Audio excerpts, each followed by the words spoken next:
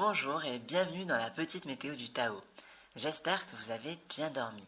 Comme chaque matin, nous nous retrouvons ici pour apprendre à ressentir et à utiliser les énergies de la journée. Alors aujourd'hui, nous sommes le samedi 27 août. C'est un jour de stabilité placé sous l'influence de la transformation 51 du Yi Jing, l'ébranlement. C'est donc le 5e jour d'un cycle de 12 jours où nous travaillons ensemble sur notre capacité à nous solidariser. En effet, lorsque j'ai demandé au Yi Jing quel serait le thème idéal à explorer collectivement pour ce cycle, c'est la transformation numéro 8 qui est sortie, donc l'union, l'alliance, la solidarité. Dans la vision du Yi Jing, l'union représente de manière générale un moment où on s'associe à d'autres pour être plus fort. C'est l'alliance des faiblesses individuelles autour d'un pôle commun qui instille force, logique et direction à l'ensemble du groupe. Pour les personnes qui ne connaissent pas le concept de cette météo, vous trouverez en barre de description un lien vers la vidéo expliquant tout ce que vous avez besoin de savoir pour utiliser au mieux cette météo.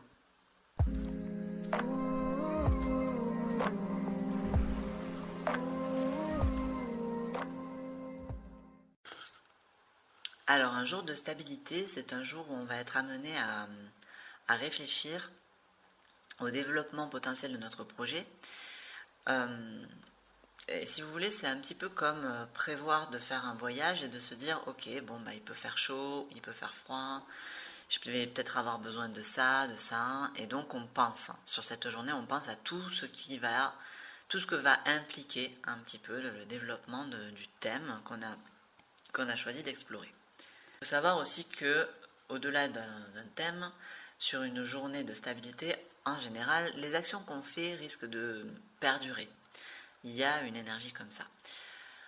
Les actions, mais en fait aussi ce à quoi on pense.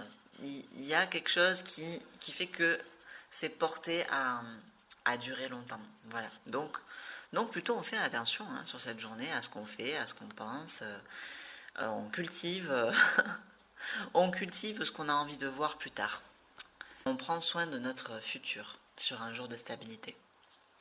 Alors quel est cet ingrédient secret qui permettrait de rendre les relations vraiment durables ? Donc nous sommes sous l'influence de la transformation numéro 51. C'est l'ébranlement, l'éclair, le tonnerre, mais c'est surtout la prise de conscience. Donc là je vais parler de la relation que vous avez avec vous-même, avec les personnes qui vous entourent, avec le monde. Je ne vais pas parler de réciprocité. Et il y a autre chose, c'est que les relations durables, en fait, vues sous cet angle-là, c'est pas forcément des relations matérielles. C'est pas forcément des relations avec des gens qu'on voit tous les jours. Le terme de relation ici est pris dans le sens se relier à. Donc ça peut aussi être simplement s'inspirer de, regarder, penser à, suivre quelqu'un, quelque chose. C'est la manière dont on établit un contact avec une partie du monde, ou avec soi-même. Mais bon, là ça me paraît plus pratique de parler de quelque chose d'extérieur quand même. Alors à partir de quand s'établit cette relation ? Elle s'établit en fait à partir du moment où il y a une ouverture, quelque chose d'autre que nous. Typiquement, à partir de quoi ça se construit ? Eh bien c'est à partir d'une prise de conscience. Soudainement, on voit dans notre environnement quelque chose qui éveille, qui nous éveille en fait. C'est d'ailleurs l'autre nom de cette transformation. C'est voilà, l'éclair, le tonnerre, l'éveil, la prise de conscience. Et sans cette prise de conscience, il n'y a pas de relation en fait. On prend conscience qu'il y a quelque chose qui existe au-delà de nous et à partir de ce moment-là, hop, la relation s'établit. Alors, ça peut très bien ne pas durer. Donc qu'est-ce qui fait que cette relation devient durable ? C'est que la prise de conscience se poursuit. C'est que cette personne ou cette chose qui est dans notre environnement nous réveille régulièrement. Voilà. On est touché régulièrement, on est secoué régulièrement par cette connexion. Il y a autre chose, c'est que cette prise de conscience régulière nous amène à grandir.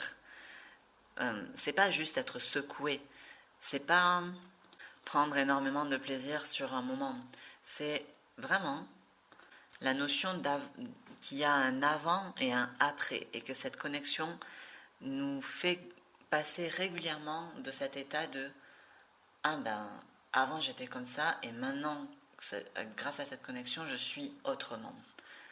La connexion fait grandir notre conscience, transforme à travers elle. Et en fait, techniquement, c'est ça qui rend les relations durables.